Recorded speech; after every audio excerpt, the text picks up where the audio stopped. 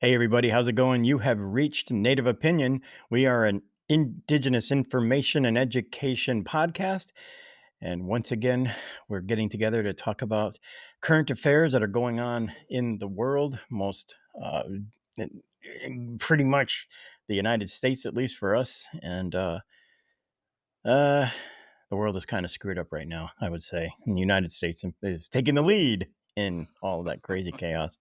And with me every single time that we do this thing, my illustrious co-host, Mr. David Grayal. How are you, sir? I am well, thank you. How are you, brother? Well, like I said, trying to survive the craziness, but every day there's something new. So let's see, let's do a very very fast recap. We're getting sucked into a war. Israel still sucks because of their leadership, not because of the people. We have an idiot for a president who just spent $45 million on a parade for himself. Let's be real. That's 4 right there. Should I go on?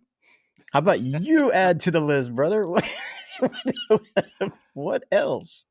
Wall Street hates him. They've Yeah, Wall labeled Street him. hits. They've given him a moniker Yep. that he hates. Oh Oh, well, taco? taco. Yeah. Yep. um,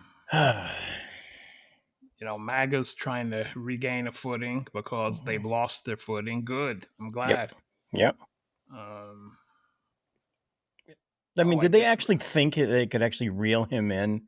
I mean, it's like they everybody did did. this when he was running for the second term. I'm like, does anybody besides the opposing party, does anybody remember any of the crap he did in the first term? They're all like, nope, don't say a thing. Right. That's exactly what happened. And ding, here we go, Uh-huh. round 2. Yep. Yep, exactly. I don't know. I just saw a headline. I don't know how true it is. I have to investigate it. But there's a county in New York that's a federal judge has ordered a hand recount. Oh, interesting. Yeah, because Huh.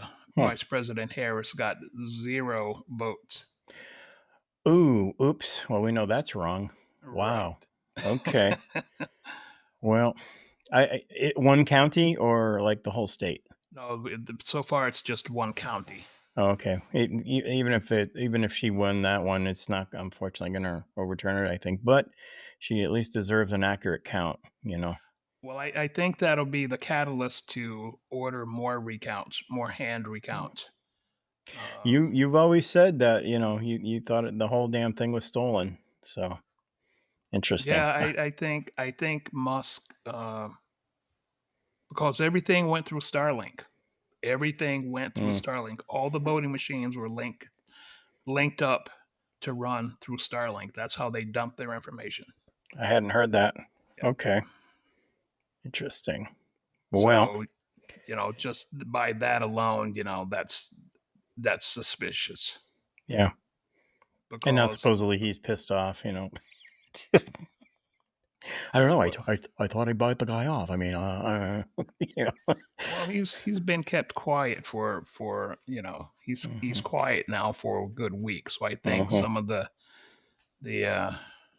administration's people have gone to speak to him, Mhm. and I say that loosely. They've gone to threaten him Yeah. Yep. because I think I don't have any concrete proof, but I firmly in my gut believe that he's paid every member of the Republican caucus off Mhm. to get them to go along with this mess. And I think he rigged the machines to put that fool back in the White House because Muskie's, one of his big, you know, one of his big points in this whole kerfluffle was he wouldn't have won without me. And he's not talking about money either. Uh huh. Yep. He's not talking about money. Hmm. That's true. He So, did say that, but yeah. without any specifics, of course. But well, Well, I think he's going to get himself in a position where the U.S. can't touch him. and then he's going to pull the cork out of the bottle and say, "Here it comes." Uh-huh. Anonymous has promised a big dump of information I'm this all here for it. this month, right? I am This here month, for it. they're I think next week they're promising a big dump of information that's gonna blow the lid off of everything they say. Well, So we'll see. well, I hope so, but they still have to do something with the information, though. See, that's the thing. Well, that's if Anonymous has what I think they have, Mm-hmm. the federal courts, the Supreme Court won't have a choice. They will have to act. Well, they're ironically that's the only avenue that the country honestly has at this point. Right, right. And but I won't be personally satisfied until he's wearing an orange jumper to match that you know rapidly depleting orange head of his, and and that he's in a maximum federal prison with a guy named Bubba. Well, you So, see, the thing is, if he goes, his whole administration has to go.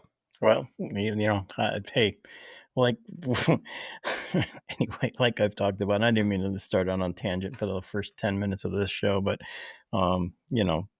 I've said for a long time the country needs a reboot, and the only way you're going to do that is put absolutely new people, kick out the incumbents, just about all of them. They're not everybody, but you're talking in the 90 percentile at this point. That's how deep the corruption is, and the only way you're going to make real change for the American people. I'm even careful saying that, but needless to say, is to really reboot the government. And what better way to start than to put in fresh faces that nobody's familiar with, right?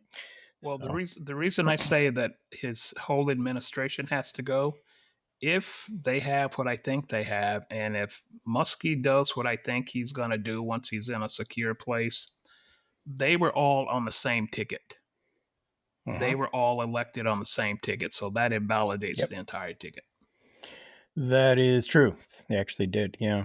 And if I put together some financial impact relevant to the world of Elon Musk, he way overpaid for Twitter. So, he's not making any real money back from that. Then he just dumps another $274 million into the Trump campaign. Then he's supposed to get, residuals back on some lucrative contracts for both Tesla as well as Starlink. And I don't think those have honestly materialized. So he potentially could be a hurting unit right now financially, believe it or not. Well, in his investments that way, yeah, but don't forget he's making $8 billion a day off of his contracts with the government. Well, that's true. That's true. Okay, the pre-existing, yeah. I was talking about new contracts, but yeah, Right. got eight it. billion a day. Yep. So there you go. So that's why I say the money he may have paid to a Republican Congress, that Uh-huh. was a drop in the bucket. Yep. He's already made that money back. Oh. And then some. Well, maybe he'll think twice before he does a bunch of Hitler salutes, wears cheese heads, and God knows everything else, and the weird dances that he was doing with a chainsaw. So, Well, I don't know. he's promised that he's going to start backing Democrats. I'm sure they don't need any help. They can do poorly on their own. Yeah, exactly, and they're just as corrupt, honestly. So I'm, in certain circles even deeper, but I'll leave it at that. I'd rather he just stay out of all of it. Just look, Yeah, he's got just no business being make in American continue to make politics. your electric cars and rockets that fly and land themselves, and and let's just leave it at that. So What do you think of my hat?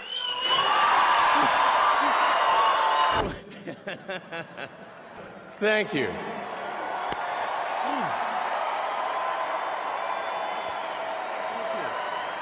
My heart goes out to you.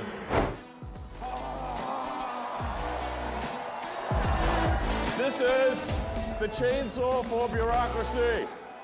Chainsaw! Right. But all right, let's kick off here. So how you guys can reach us here on this show, of course, as we always say, you can email us hosts with an S, hosts at nativeopinion.com. That always works. You can also connect to us through our Facebook page. That's still up. And as long as I guess we decide to ever take it down, we kind of threaten it every so often, but it's facebook.com/Native Opinion Podcast. And our website, of course, is nativeopinion.com. You can also check out video versions of this show. We've started to do those again. That's at youtube.com/Native Opinion. By the way, we're also testing a TikTok channel as well, although we don't have any videos up just yet, but keep checking back. But the page is up there. So you can try that as well. Again, that's tiktok.com/Native Opinion as well. This is also an audio podcast. It has always been an audio podcast first, and that will continue. And so you can subscribe through any of the major podcast directories out there, please. Again, it's real simple. Just do a search for Native Opinion and we'll come right up. So any of those ways will work. You can also leave us a voicemail at 860-800-5595. 860-800-5595 is that number over there. So cool. Thank you. Oh, thank you. Thank you. And thank you, listeners. We Indeed. do welcome all of your support. It's greatly appreciated. And any form of support you share with us is greatly appreciated. We just love your support. Yes, we thank you very, very much. Yes. And, keep telling your friends and families and colleagues about the show. I know we've been absent for a little bit. And for that, we greatly apologize. There were things beyond our control happening. But please share the Absolutely. show and, let people know that we're back. And we look forward to connecting with everyone again. And we look forward to hearing from you. Definitely. Just so everybody understands too, really, this show has always been self-produced, pretty much end to end. We curate all of the content. I do a majority of the editing for the show, audio as well as video. We don't really farm anything out. It's just we feel like it helps us keep a control over everything, and so sometimes that slows things down. So I'll take some personal responsibility for some of the delay on getting some of the content out, as my brother said. But please understand that we definitely appreciate your support, and we'll continue to try to put together a decent content as often as we possibly can. We're trying to get back to every week. And so this is really what our third episode now, brother. I think that we've recorded within the last 2.5 weeks. Yep. So thank you for your patience again, everybody. So this title of this episode, which is episode number 439, we're saying Native America Comes Together. And so some of the things we're going to talk about on this episode is some updates from the NCAI mid-year conference. Our tribe was honored to host the NCAI mid-year this year at here on our lands at Mashantunkwa. So it was a great event for about almost 5 days, and we'd like to share some of the highlights from that for you guys. I also wanted to dabble in a little bit to talk about what the Plenary Doctrine is, and how this legal concept affects Indian country. We explored this principle of congressional power and really what I feel is the core problem with our limited sovereignty as it currently stands today. So I'm hoping that you'll find that a little bit educational. Also, sadly, over the weekend, just prior to this recording date, 4 Minnesota lawmakers were victims of political violence. We're going to share some of the details from that and the response from Lieutenant Governor of Minnesota and an Ojibwe White Earth Nation member, Katie Flanagan. And you'll find out more about what she's been up to as well, and a little bit more. So we hope you guys will find this interesting. So I'm going to throw this back over to you, brother. to talk about the NCAI updates. Thank you. I didn't know Katie was a Ojibwa. Huh. Yes, yep, I learned she sure. something new today. Yep, she is from community, and you'll find out more as And there's we more. move through. Yep. All right, NCAI updates. Yep. I love being a congressional member, I guess you can call it, of NCAI. Uh-huh. There's a lot of work that goes on that most people don't know. A lot of Indian people don't even know what happens within the NCAI. But we're going to share some of those things with you today. Uh-huh. And some of the For take. I'm sorry, for the audience that may not know the acronym, it's National Congress of American Indians. That's what Correct. we're referring to. Correct. Thank you. Mm-hmm. So some of the takeaways. My brother attended the conference. I wasn't able to go this year, and he did speak about being the mid-year conference. Hopefully, I can attend the mid-year next year. Oh. But some of the takeaways: the NCI mid-year convention and marketplace was hosted by the Mashantucket Pequot Nation on June the 8th through the 11th, and the host.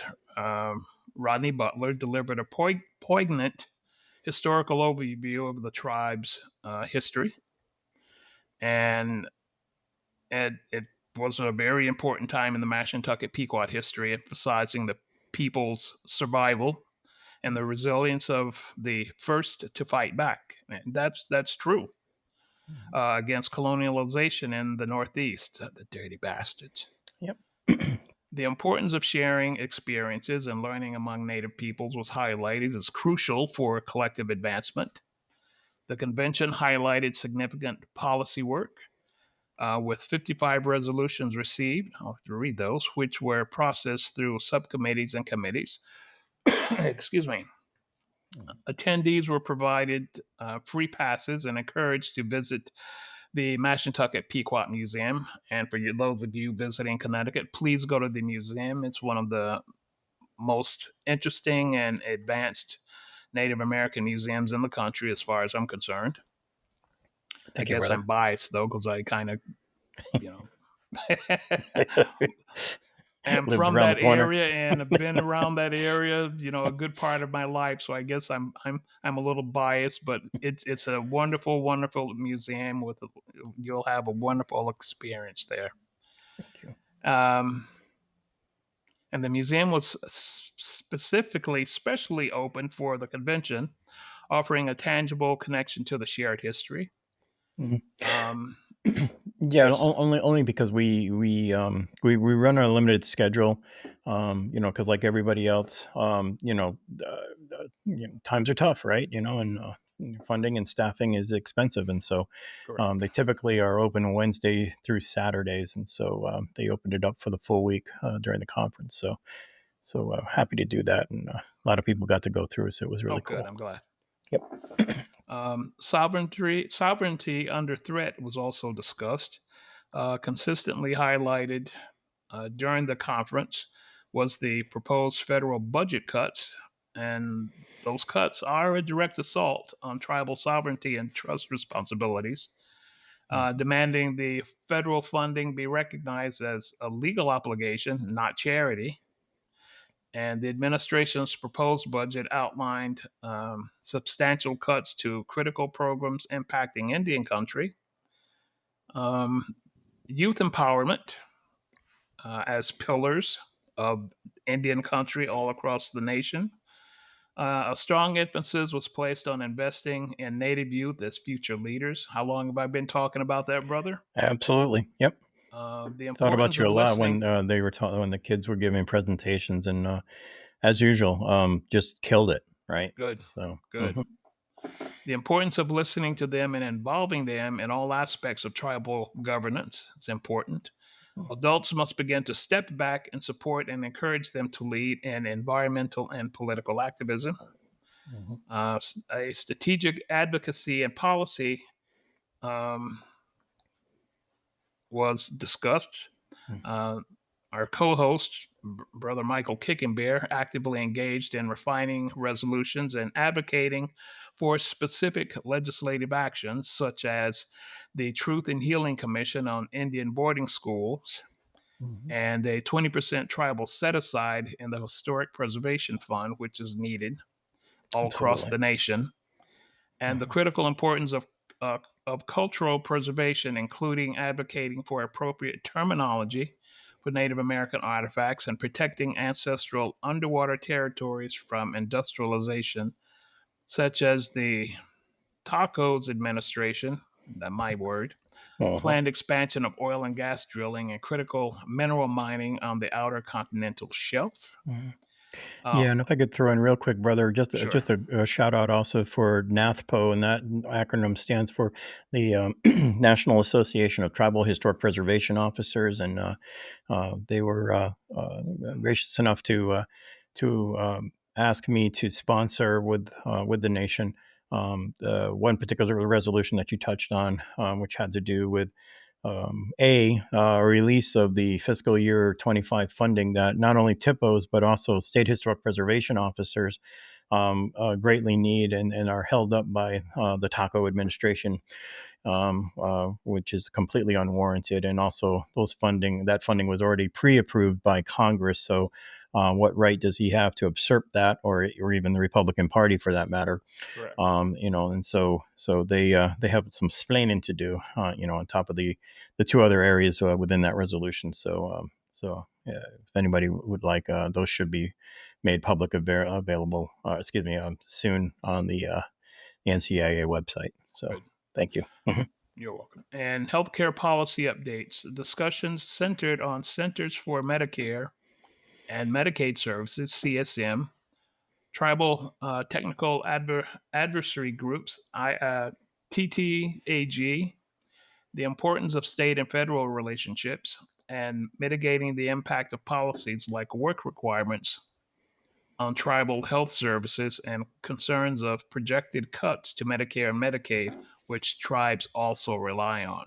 Mhm. You know, They people sent think some. Oh, go ahead, brother. I'm sorry. Go ahead. people think that just because we're sovereign, and I'm air quoting sovereign nations, that we don't utilize other federal services that we're entitled to, like Medicaid and Medicare. Mhm. We are entitled to those as U.S.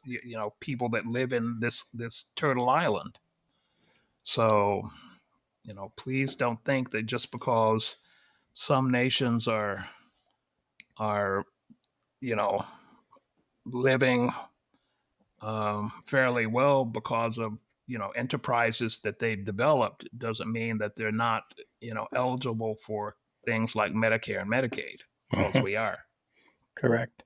And the other thing you mentioned, for example, enterprises and things like that. Some of our tribes are responsible for employees, right?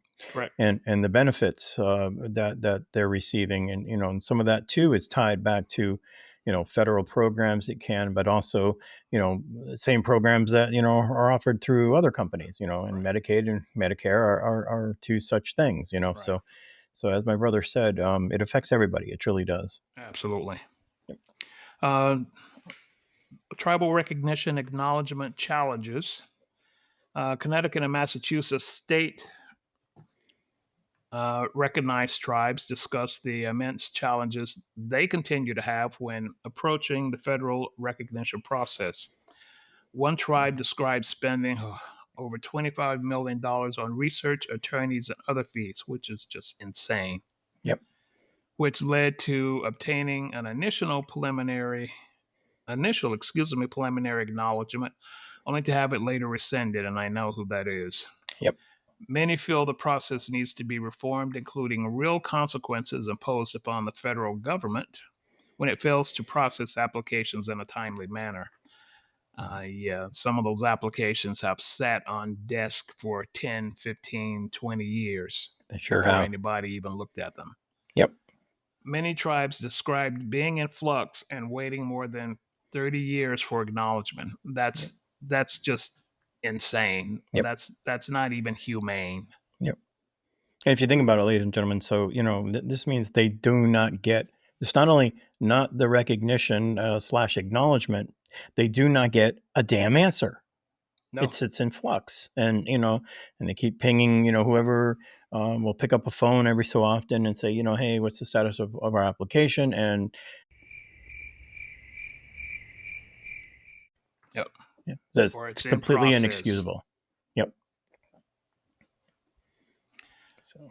Yeah, it is. You're absolutely correct. It is inexcusable, and there's just no reason for any tribe to wait on a negative or a positive answer for 30 years. Uh-huh.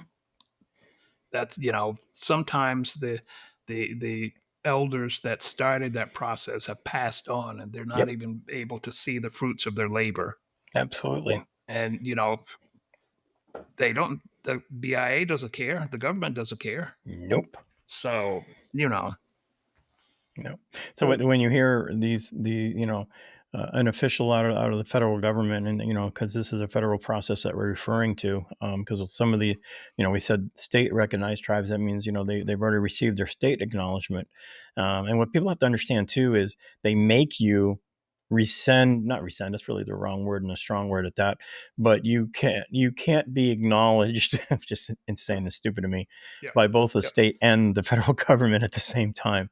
So it's almost like you have to let go your past, which I just think is dumb and insane, but needless to say, that's what they do. It is. It's a totally stupid concept because state tribes don't receive any kind of remuneration for being recognized as a state tribe. Well, there is very limited, more limited than federal, right. And it's just a game that quite frankly, descendants of colonizers are continuing to play with us. So correct. So, yeah. So additional presentations, NCAI, hosted two special speakers, former New Mexico Congresswoman and later Secretary of the Interior Deb Haaland, and the current Lieutenant Governor of Minnesota, Katie Flanagan, who was mentioned earlier in the show. In New Mexico, the current governor of New Mexico is Michelle Lujan Grisham, a member of the Democratic Party. She assumed office on the 1st of January 2019 and was reelected in November 2022. Congratulations. New Mexico's constitution limits governors to 2 consecutive terms. Since Lujan Grisham is now in her second term, she is ineligible to run in 2026, which means she does not intend and legally cannot seek another term. Correct. But, what's interesting is New Mexico states that they can't hold any more than 2 consecutive terms. It doesn't say that they can't ever run for governor again. So, true. Yeah. I didn't look at any of the policy closer than that, but it's very possible, if they don't have any kind of a restriction on running again, maybe we'll do a follow up and see. Yeah, Florida's like that. Governors can only hold 2 consecutive terms, but if after they've sat out a term, they can run for governor again. Oh God, that means you could possibly get him again. Oh, I'm hoping not. He's in hot water because the current governor's an idiot. Have committed some financial transgressions that the Republican Party is after them for. Oh, okay, good. So hold them account. Yeah, it's crazy. Deb Haaland is now running to become governor of New Mexico to presumably keep the seat occupied by a Democrat, and we have a clip of her campaign promo. Yep, we sure do. Here we go. Let me get this fired up here. I'm Deb Haaland. In my life, I've learned that nothing comes easy. Moving around a lot as a kid in a military family, raising my child on my own, achieving 35 years of sobriety. But here in New Mexico, struggle makes you fierce. I worked at the local bakery, sold my homemade salsa, cleaned at my child's preschool to reduce the bill. And when I became New Mexico's member of Congress, and then the leader of the U.S. Department of the Interior, I seized the opportunity to make change. I helped more New Mexico businesses open their doors, powered thousands of our homes with good New Mexico sun, brought good-paying New Mexico jobs to plug old oil wells and restore our land, and partnered with rural communities to secure their water and solve rural challenges. But the problems we face now are bigger than ever, and we must be fierce to solve them. That's why I am running for governor of the great state of New Mexico. New Mexico is rich in tradition and spirit, rich in natural resources. So why can't our families pay our bills? Crime, poverty, homelessness, addiction. They will keep pulling us down if we do the same things and expect a different result. Every single New Mexican has a role to play in our future. When creative, hardworking New Mexicans want to grow a small business like I did, government should make it easier, not harder. Lowering costs, making rent and housing affordable, strengthening our schools, and preventing crime so that you feel safe raising a family here. The solutions are there if we are fierce enough to choose them. New Mexicans know our lives better than anyone, and I want to know yours. In the coming weeks, I'll be traveling the state to ask you about your ideas, your struggles, and your hopes for our future. Because New Mexicans are fierce. That's how we succeed.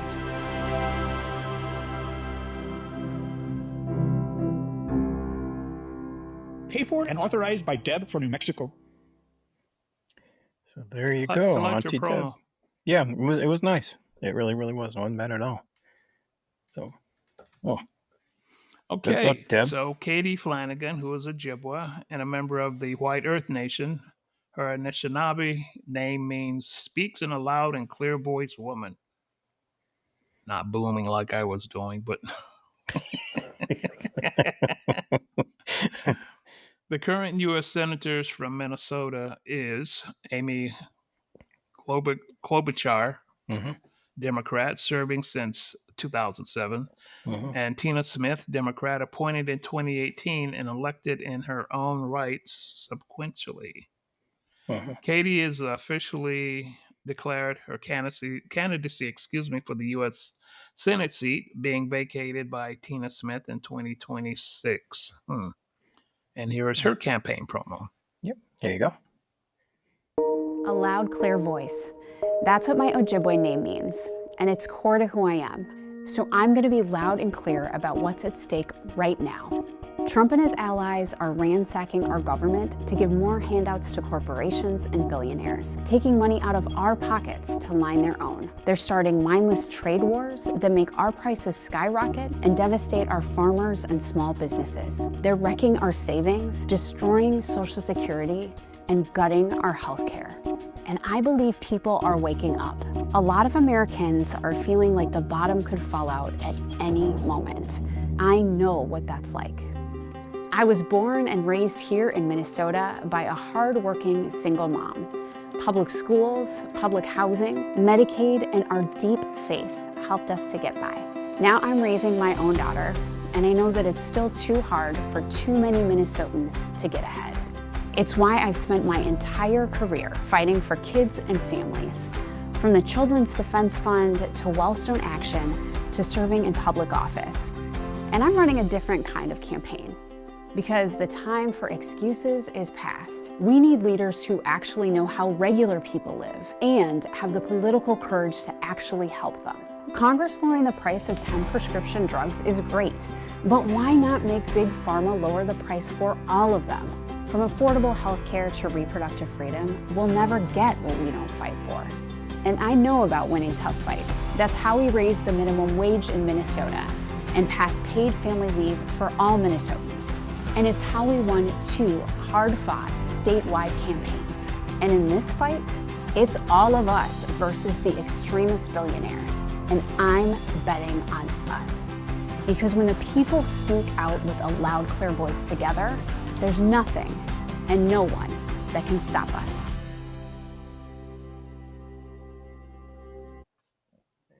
All right. Good luck. Good luck. That's a good luck. gauntlet.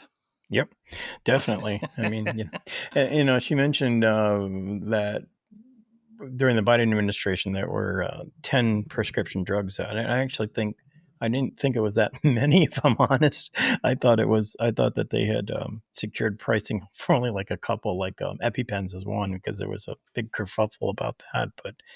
But yeah, a lot of her, and I heard her speech during the NCAI. I recorded it, but in the interest of time, I've left it off, and maybe I'll add it to the audio podcast. But excuse me, but she's talking like a progressive, and I kind of liked a lot of what I heard, and of course, you know, Governor Walz did quite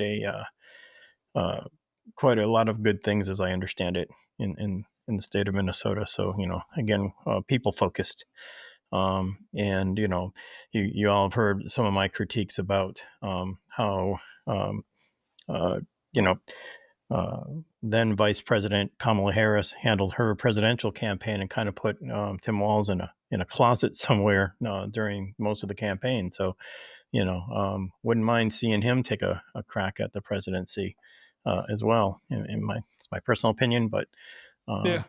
I liked a lot of what I heard him talk about when he had the opportunity to. So anyway, good luck to Katie Flanagan, another community member trying to, I guess, make some change out there. So she joins.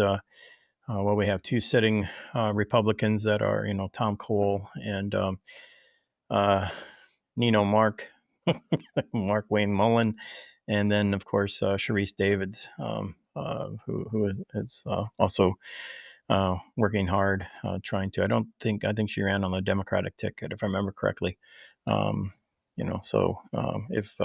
Kate is successful, she'll be joining those folks, and hopefully representing Indian country properly in the way that they should be, in my view. Good So luck to both her and Deb. absolutely. All right. I'm gonna change gears here a little bit, and I'm keeping a time check, brother. So if you have to boogie, let me know. But I'll try to rock through this as well.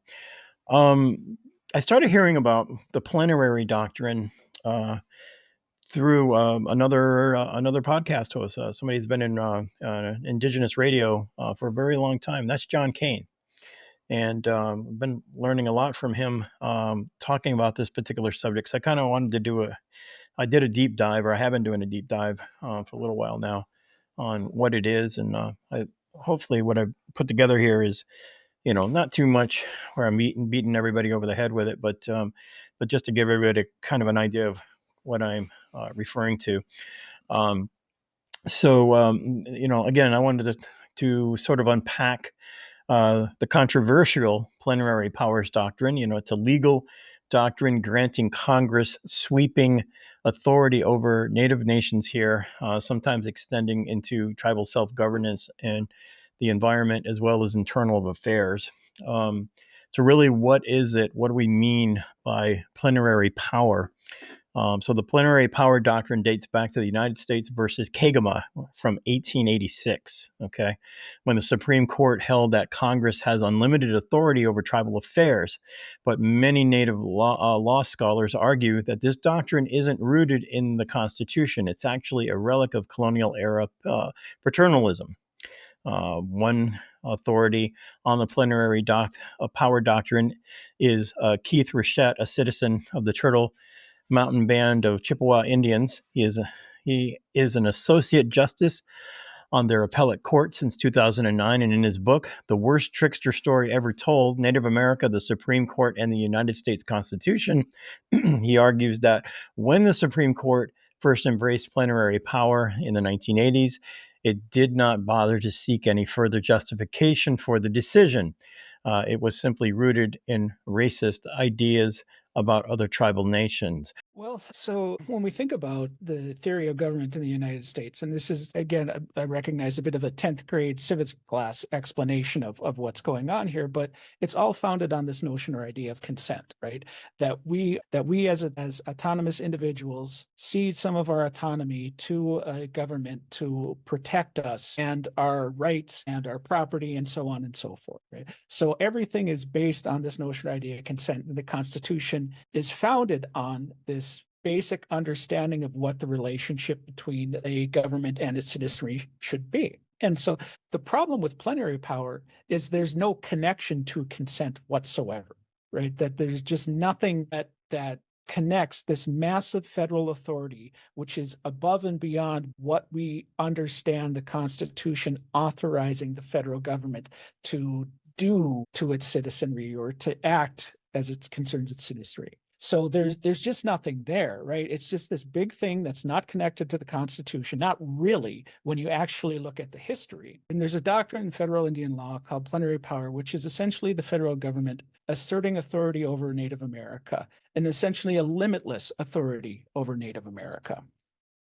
And when this doctrine was first articulated, and the version that I'm most interested in was first articulated in the 80s, it was announced in a case called US v. Kagama, in which the court had to wrestle with the scope of the authority, the U.S. authority over Native America. And in that case, the court could not find any source, any constitutional source for authority over Native America, but essentially said, we have to have it because somebody has to have authority over these wild and crazy Indians. So then you fast forward to a case from 2004, Laura, which was a somewhat similar fact pattern.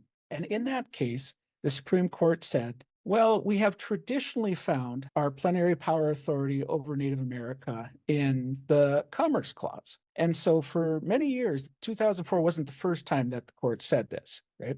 So for a number of years, I've been very, very curious. When did plenary power become constitutional? When did it shift from our 1880s version where the court says, well, we can't find any authority in the Constitution, but somebody has to have it, so better us than the states, to the early 21st century where we're saying, no, it's definitely within the Constitution. The crux of the issue in Ex parte Crow Dog, which is the first case that helped start the path to this version of plenary power that's at the center of the book, was that there was a murder on tribal lands, right? The tribal lands, which was, again, in 1880s, the United States doesn't look like how it looks today, right? And so these are tribal lands. There was an intertribal dispute. One tribal member, Crow Dog, kills another tribal member, Spotted Tail. And the community managed the situation to their satisfaction, right? They brought the families together. There was a negotiation. The family of Crow Dog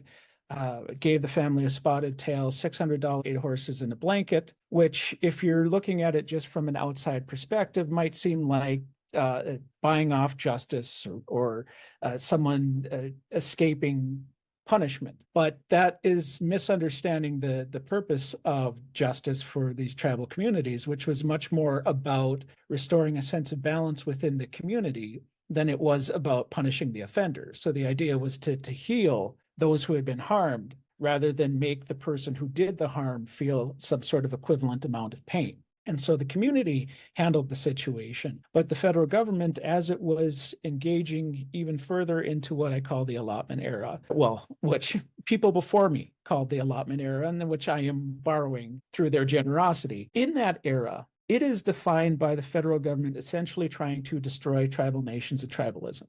And so this is the era where you have things like boarding schools. You have the Allotment Act, which breaks up tribal lands, right? That you have all of these efforts that are trying to divest Native peoples of their heritage, of their culture, of their language, of their families, in this effort to turn them into more like a European model, and also to acquire their land. So in this moment, while this was happening, in this allotment era, the federal government was, in addition to many other things, trying to acquire criminal jurisdiction over tribal lands, or make it understood that they had criminal jurisdiction over tribal lands. And so then the Crow Dog case becomes this test case that makes its way all the way up to the Supreme Court. And it was, again, a killing of one tribal member of another tribal member on tribal land. You would think that the United States wouldn't necessarily have any interest in that. So in the case, what the Supreme Court ultimately says is, well, we don't see anywhere where the federal government has authority or justification to exercise criminal jurisdiction in this particular matter. However, if there was something, right, we might have to reconsider. So essentially, at the end of the opinion, the court handed Congress an engraved invitation to do something about this. A couple of years later, Congress passes the Major Crimes Act, which I believe is 1885. Okay. And so in the Major Crimes Act, federal government says we actually do have jurisdiction over, at that time, 7 major crimes. And they're ones that you can imagine: murder, so on and so forth.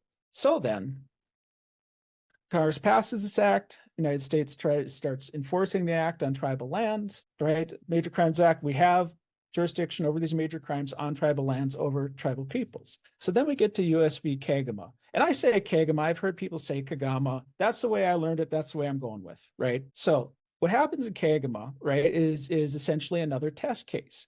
And the question in Kagama boils down to the constitutionality of the Major Crimes Act. Where does the federal government get its authority to pass this Major Crimes Act? And so then that gets us to the first part of the story that I rambled through in the first question that you asked me, which was just simply the court said in US v. Kagama that we can't find any constitutional source of authority. And it's very interesting. The lawyers for the United States had a real dilemma on their hands. Where in the Constitution do you point to? Because tribal nations are really only mentioned, well, more or less 3 times now, but basically twice, for apportionment, right? And then also in the Commerce Clause, which you mentioned earlier. So the lawyers for the federal government pointed to the Commerce Clause and said, well, this has to work, right? And in their brief, they essentially argue that the United States has to have this authority over Native America, because if we let all these wild and crazy Indians kill each other, there'll be less people to engage in commerce with, right? And thus the Commerce Clause is the hook that we get to use for this criminal law statute. And the court just doesn't buy it. The court explicitly rejects the Commerce Clause as the source of federal authority, but then does not point to anywhere else in the Constitution to say that it does have the authority. The plenary doctrine is often reinforced by the political question doctrine. So these two things actually kind of go together. The political question doctrine, which prevents courts from reviewing federal legislation concerning tribes, all right? It is a supplemental doctrine, which is a principle in the United States constitutional law that holds certain issues are not appropriate for judicial review because they're best resolved by the political branches of government, namely Congress and the executive. So if you think about it, if the courts refuse to hear something and they toss it back to Congress, it goes there often to die, right? So in a way, brother, this is actually supports what you've said for many years on this show about trying to get more Native people into public service in that sense, because everybody else is really not going to be vested in making things better for Indian country. So that's an area right there that speaks to that. The doctrine is also rooted, of course, in the concept of separation of powers. When courts invoke it and then they refuse to decide a case on the grounds that it presents a, quote, political question not suited for the judiciary. And so then again, they won't take it up. So how has this been used against tribes? Well, the political question doctrine has often been invoked to avoid, again, judicial review of U.S. government actions towards Native American tribes, especially in the cases involving, so number one, tribal sovereignty and recognition. Courts have sometimes used the doctrine to avoid ruling on matters of tribal recognition, arguing that this is an issue committed to Congress or the executive. For example, Worcester versus Georgia. Again, we're going back to 1832. The Supreme Court affirmed that sovereignty, but in later cases, courts withdrew from adjudicating recognition disputes, leaving them open and to the Department of the Interior. And, so then again, it sits back with the BIA, and the BIA, of course, did devastating things to Indian country back in those days. Number two, breach of treaty obligations. So when tribes have sued the United States for violations of treaties, courts have occasionally refused to hear the case by claiming it invokes political questions. The reasoning is that treaty enforcement, especially concerning historical and land claims or federal compensation, often implicates foreign policy or congressional authority. And we don't want to mess with white man's money, right? Yeah. Number three, termination and or restoration policies.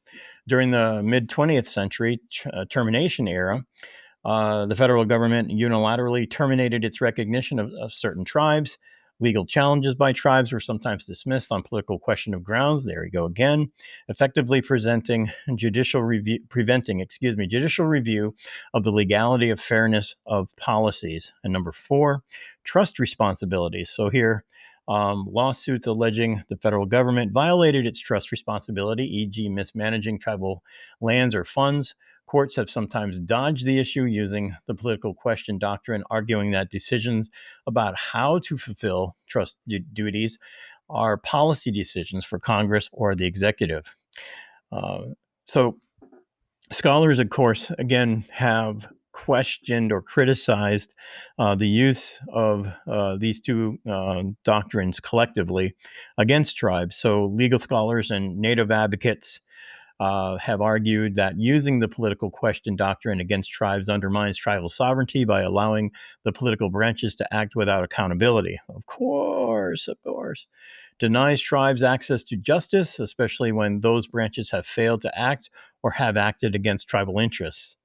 And it also, of course, perpetuates or continues to perpetuate, many of us feel, colonial power dynamics, where tribes are seen as wards of the state rather than self-governing nations. And by the way, this is separate and aside of federal acknowledgement and or recognition, versus state versus federal. They do this regardless. Doesn't matter if you're state recognized or you're federally recognized.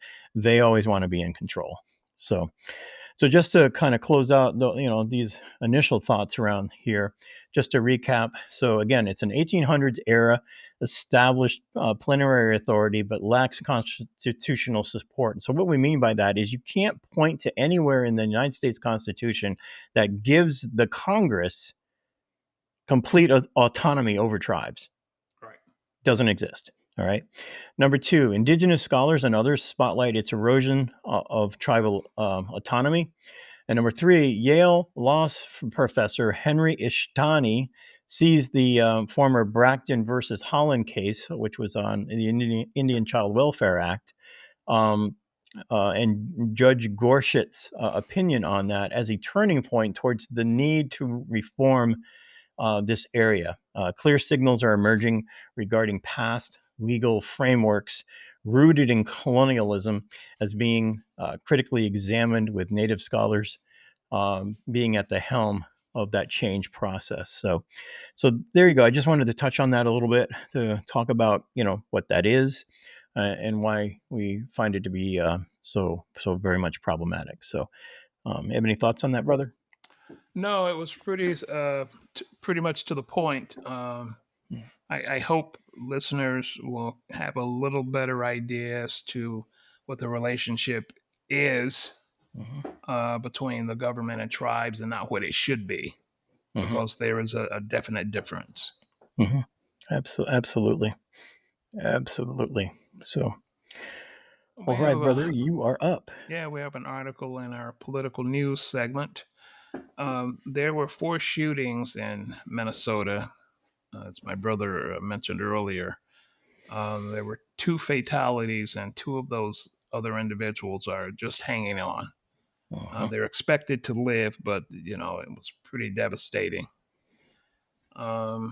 So there was some comments made by Peggy Flanagan on Minnesota shootings, and I quote, "We can't become intimidated by this act of terrorism," end quote. I appreciate what she's saying, but this isn't just a single act of terrorism. What's been happening to the people of this country have been acts of terrorism since the Trump administration came to be a second time around. Everything that he's done to the citizens of this nation have been acts of terrorism. Um, don't believe me? Go look up the word terrorism. Don't look up the government's defined, narrowly defined, specific word definition of the word terrorism.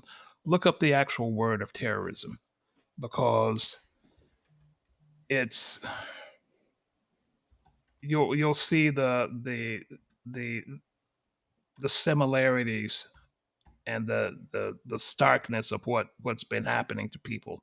Hijacked planes, car bombs and explosive belts, vehicles used as weapons, mass shootings. It's almost impossible to turn on the news without hearing about terrorism. Yet despite its prevalence, terrorism can be difficult to define. Terrorist threats come from formal groups and from individuals. People can be directed by an authority to commit terrorism, or simply inspired by a group's rhetoric or a charismatic leader. Governments can be involved in terrorism by actively providing sanctuary or resources to terrorist groups, or by an inability to prevent groups from using their territory or resources. And while terrorism shares some characteristics of crime and traditional warfare, it does not fit squarely in either category. To further confuse things, people sometimes disagree on whether an act is in fact terrorism based on whether they support or oppose the perpetrator's cause. Regardless of its many interpretations, terrorism can be defined. It is the intentional use of violence by non-state actors against civilians in pursuit of political or ideological objectives. People have been terrorized since his second term started. So, if I can, brother, here's Oxford. It's very, very simple. One line, basically. The unlawful use of violence and intimidation, especially against civilians, in the pursuit of political aims. Yeah. There it is. There it is. Plain and simple. Yep. So getting back to Ms. Flanagan's comments, in response to the tragic shootings early Saturday morning in Minnesota that claimed the lives of, just a minute, brother, which claimed the lives of State Representative and former House Speaker Melissa Hortman and her husband Mark, and left Senator John Hoffman and his wife Yvette injured. Minnesota Lieutenant Governor Peggy Flanagan, White Earth Ojibwa, condemned the violence, and I'm glad she did. I haven't heard it condemned by any other body of government or any news cycle anywhere. Well, one politician, and I will say a man that I've known and in the past have had a good relationship and seemed like a soft-spoken man, but somebody that posted this weekend, Republican Senator Mike Lee of Utah, obviously facing strong criticism for a social media post about the Minnesota shooting suspect. Yesterday, Lee posted a picture of the suspect at the door of one of the lawmakers with the caption, "This is what happens when Marxists don't get their way." It is a pinned tweet at the top of his page. 25 minutes later, the senator posted another picture of the suspected shooter with the caption, "Nightmare on Wall Street," mocking, of course, the situation with the name of the Minnesota governor. Both of those posts came hours before Lee tweeted a Happy Father's Day message. Conservative journalist Brad Palumbo responded to one of the posts writing, quote, "What the hell is Mike Lee doing? Has he completely lost it?" Meanwhile, contributing editor for The Atlantic, Norm Ornstein wrote, "Even for Mike Lee, this is beyond disgusting, disinformation beneath contempt." Yeah, Basically. Yeah, here in Connecticut, the Republican Party did, but it was so vanilla toast, boilerplate response that we've heard before, Thoughts and prayers. Yeah, more or less, and of course, no motion about, especially in this state with our senators Chris Murphy, and everybody knows his stance and his attempts to reel in gun violence by putting what I feel are fair limits of use of weaponry, like trying to ban the assault rifle and things like that average people don't need to have, right? But it doesn't matter. You didn't hear anything other Republicans about we need to look at all of these issues, including, mental health states and things like that. But all of that almost doesn't matter in this case because, this was politically motivated, period, end of story. Correct. So, Reading a quote, and I quote, "We can't become intimidated, by this act of terrorism," end quote, Flanagan said in a statement on Saturday. For Flanagan, I have to tip my hat to her for jumping in the fray because that's what she did. And she's doing her job as a lieutenant governor. She's getting out there ahead of a lot of other sources, and she's telling people, look, we can't let this happen. absolutely.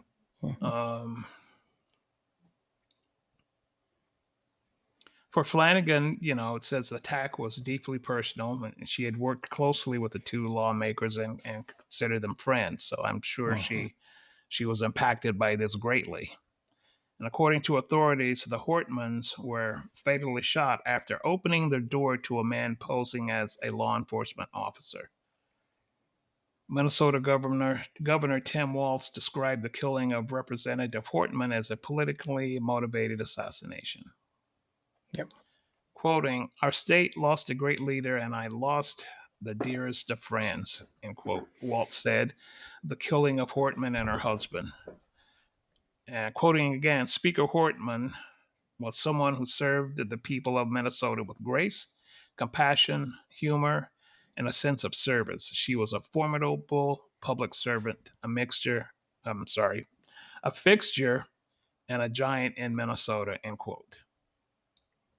The shootings occurred at the homes of the two couples, roughly 9 miles apart, and within an hour and a half of each other. Authorities identified the suspect as 57-year-old Vance Boatler. I guess I pronounced that right. The FBI has offered a reward of up to $50,000 for information leading to his arrest and conviction. He remained at large as of Saturday evening. And here is Lieutenant Governor Flanagan's complete statement. And I quote, "There are a few times I am at a loss for words. Today is one of those days, or these days, excuse me. I am mourning the devastating loss of my friend, Speaker Melissa Hortman, and her devoted husband, Mark Hortman. 2 children have lost their mom and dad. A family has lost its daughter. I have lost a dear friend. Minnesota has lost a passionate leader. My prayers are also with Senator John Hoffman and his wife Yvette, who are dear and good people, as they recover in the hospital from this attack. I'm outraged that we live in a country where this level of violence is occurring to the extent where it is practically commonplace. And for what purpose? We can't become intimidated by this act of terrorism. This will not stop me, and it should not stop you. We must keep fighting for all the values that Melissa held so dear," end quote. I am out. I get it that people have to say something. I understand that people are incensed and outraged that something like this has happened. But the outrage should have happened when hundreds of school children were murdered at the hands of political nuts.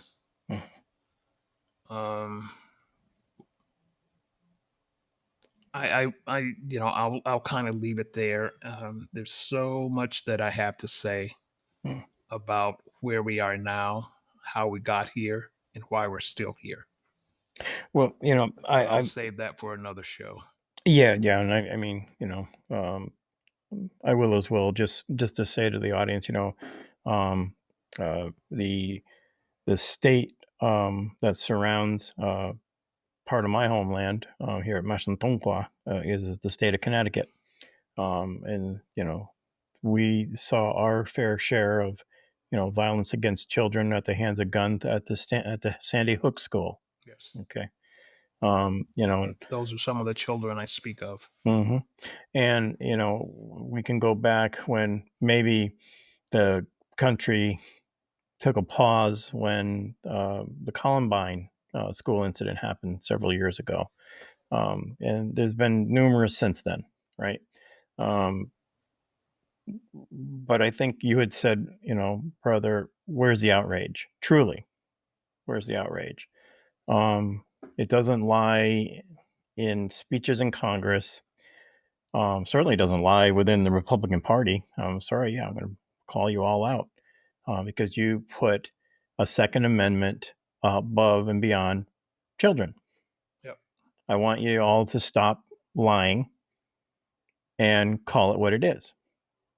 You put your right to own a gun, to carry a gun in your homes, in your cars, and to carry on your person more important than you do human life. Sure. You can deny it, but all your denials don't add up to a hill of beans against the data. Sorry, it doesn't. So I'll leave it there.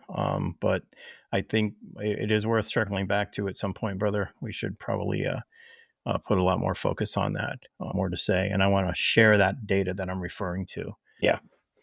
Sounds good. So I want to thank you guys very, very much for tuning in, as they say, even though we weren't live. It's a pre-recorded show, but we appreciate every bit of support. Again, it doesn't necessarily mean monetarily. We don't want to see somebody going without some food because it's tough right now because you have an idiot for a president that likes to put tariffs on things that don't need that tariff. Okay. And raising egg prices and everything else. We're all feeling it right now. I want people to stop denying that. So please just tell other people about our show. That's good enough. We thank you very, very much. And, we'll continue, like I said, at the head end of the show to produce the best shows that we possibly can. And thank you. We really, really appreciate that. Brother? Absolutely. Thank you so much. Mm-hmm. All right. So with that, everybody, please take care. Feel free to reach out to us, host with an S, host@nativeopinion.com, or just reach us through our socials. My name is Michael Kickingbear. I am a proud citizen of the Mashantunkwa Pequot tribal nation here in the state of Connecticut that surrounds us. The guy over there, he is David Grayall, the citizen of the Achota Cherokee tribe of Alabama. Thank you ever so much for being here with us. Look forward to you being with us in the next episodes of Native Opinion. Absolutely. And for all the fathers out there, happy Father's Day. Happy Father's Day, you guys and gals. Yeah, that's right. That's right, too. I forget about that. All right. Take care, everybody. All right. Bye-bye.